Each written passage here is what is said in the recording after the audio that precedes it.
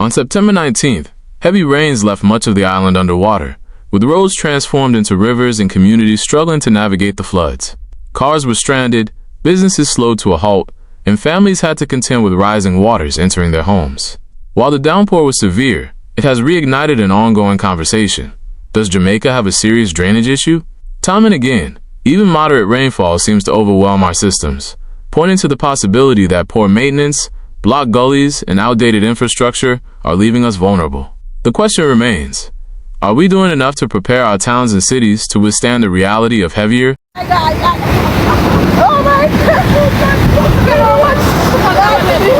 Can you feel my feet? My feet that's being drowned away. What a night.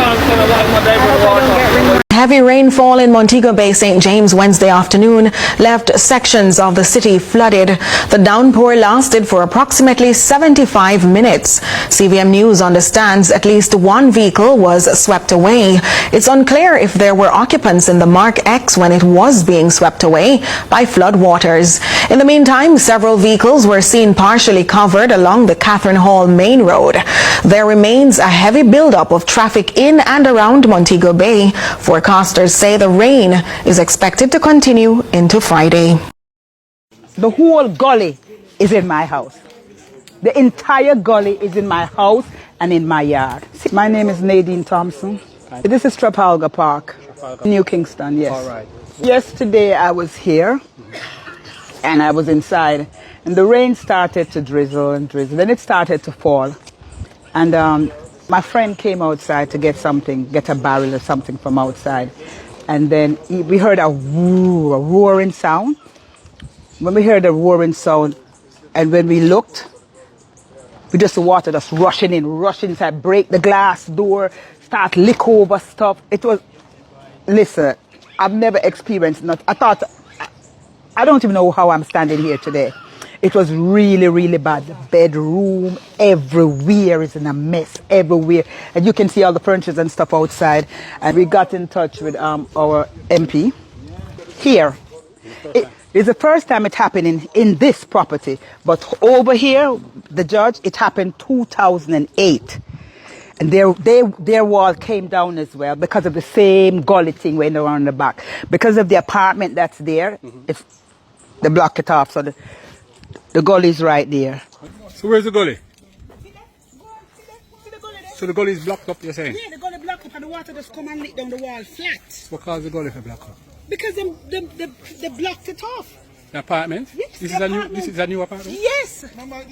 So them build over. Yes. And block me in and curve it. And curve it.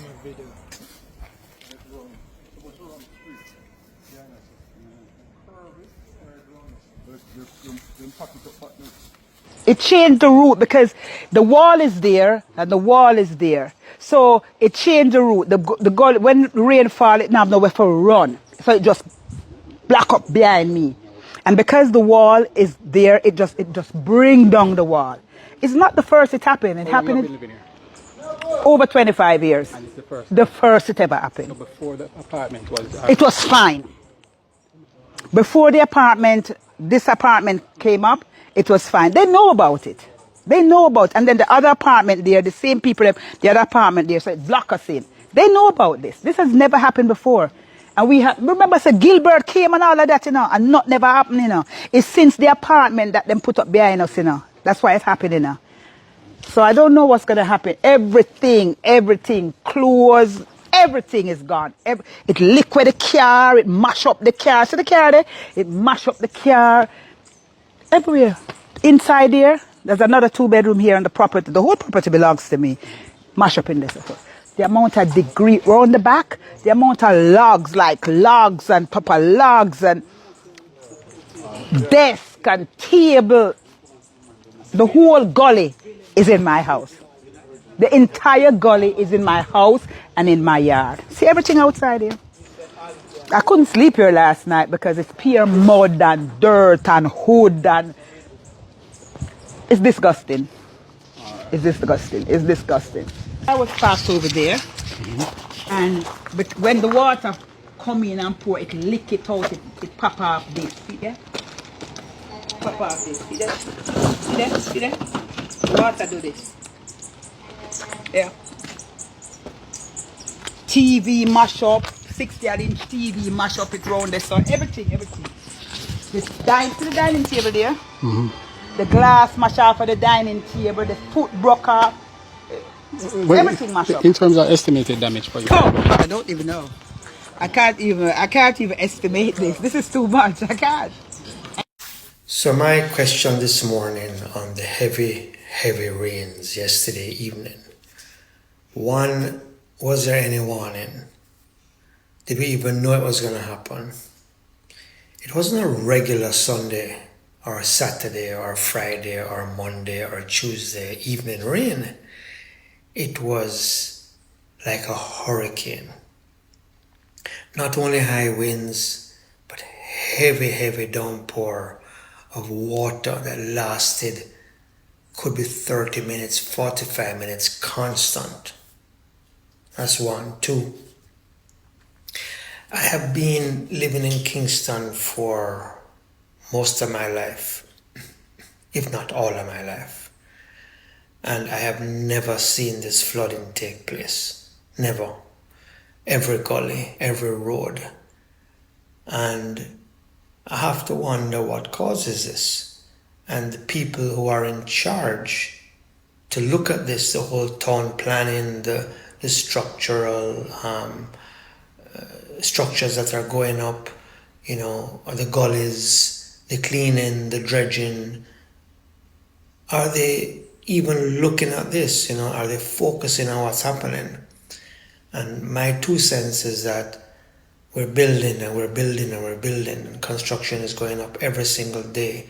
You saw scaffoldings flying away, you saw flooding in places, you saw the construction equipment on the road. And you also saw that a lot of shops and stores were totally flooded out that have never been flooded out before. Never. So you go up in the mountains and you chop down all the trees and you build. You destroy all the greenery and trees and you dig up every single thing to mud. You dig 40 feet under to make car parks. You lay concrete and you keep concrete in everything. The concrete, the car park, the driveway, everything. Then you not have 1 story, but you go up 5, 6, 7 stories and it's all runoffs into concrete. What do you think would happen? Do you think that the water can't find anywhere else to go? The channel has changed. The gullies are non-existent now. They just can't take the pressure anymore. And the water is not even going that way anymore. It goes somewhere else, into your home, into the road, into your shop, into your store. I think we really need to look at this. I think the people in charge of planning and construction and permits and the whole town planning and how all the roads are done and the gullies and where the water flow comes from. I think we need to look at this seriously because it's only going to get worse. I saw cars underwater. I've never seen this before in Jamaica. Maybe in other countries that are flat. Who pays for all of this damage? Who is going to be responsible for the damage of these stores and these buildings and these cars? And I guess that's where insurance comes in. I guess you can call it a disaster. And then who does that cost? So this is my 2 cents, and I was wondering, will we get something like somebody come on TVJ or CVM and talk about it and tell us a report of what happened and what was the damage over 1 hour or 2 hours yesterday? Kingston, I think Islandwide got it too, but I think Kingston got the brunt of it. And I saw gullies overflowing totally over the banks, moving houses down. We saw it on TikTok, we saw it on social media. I didn't see it with my 2 eyes because I was not on the road, I was smart. the bottom of Barkham, you could not pass. The gully overflowed. I knew that because I saw pictures and I had people that were parked there for a good hour. They couldn't go home. Was there any response? Was there any response vehicles put out? Any records put out from the government issues to try and get these vehicles out?